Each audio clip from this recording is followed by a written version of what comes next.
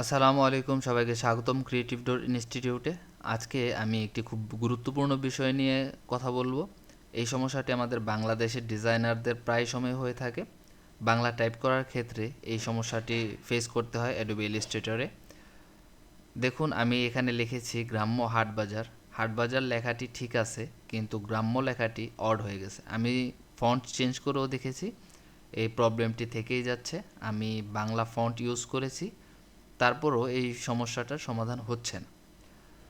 তো এখন দেখা যাক এটা ম্যানুয়ালি কীভাবে এই প্রবলেমটা সলভ করা যায়। তো এই সমস্যার সমাধানের জন্য এডিট অপশনে এসে প্রেফারেন্সে যাবেন, তারপর জেনারেল কিংবা শর্টকাট হচ্ছে কন্ট্রোল-K। এই অপশনে এসে আপনারা টাইপে সিলেক্ট করবেন।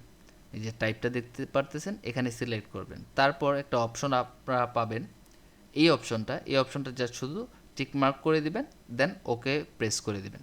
তাহলেই সমস্যাটা সমাধান হয়ে যাবে ইনশাল্লাহ। তো এখন দেখা যাক যে আমাদের টাইপটা কি আগের মতোই আছে না চেঞ্জ হয়েছে। তো আমরা এখন বাংলাটা টাইপ করব। গ্রাম্য হাটবাজার। না, আমাদের লেখাটা এখনও সমাধান হয়নি, এখনও আগের মতোই আছে। এই ক্ষেত্রে আমাদের কি করতে হবে, আমরা একটু ফন্টটাও চেঞ্জ করে দেখতে পারি যে যদি সমস্যাটা সমাধান হয়ে যায়।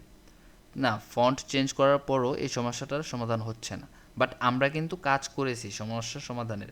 তো এই ক্ষেত্রে আমাদের কী করতে হবে, অ্যাডোবি ইলাস্ট্রেটরটা ক্লোজ করে দেন আবার ওপেন করতে হবে। তো আমি অ্যাডোবি ইলাস্ট্রেটরটা ক্লোজ করে ফেললাম। এখন আমি অ্যাডোবি ইলাস্ট্রেটরটা আবার ওপেন করতেছি। ক্রিয়েট এ নিউ পেজ নিয়ে আমরা এখন টাইপ করে দেখব যে আমাদের সেই সমস্যাটা সমাধান হয়েছে কিনা। তো আমি এখন আবার লিখি, ফন্ট আমি বাংলা সিলেক্ট করে নিলাম।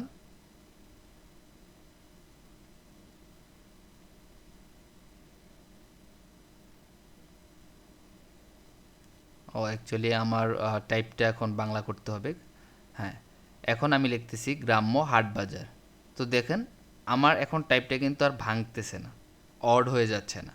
আমি যেমনটা টাইপ করতে চাচ্ছি, যা লিখতে চাচ্ছি তাই হচ্ছে, গ্রাম্য হাটবাজার। তো আশা করি এইভাবে আপনারা আপনাদের প্রবলেমগুলো সলভ করতে পারবেন। তো আজকের ভিডিও এই পর্যন্তই। আল্লাহ হাফেজ।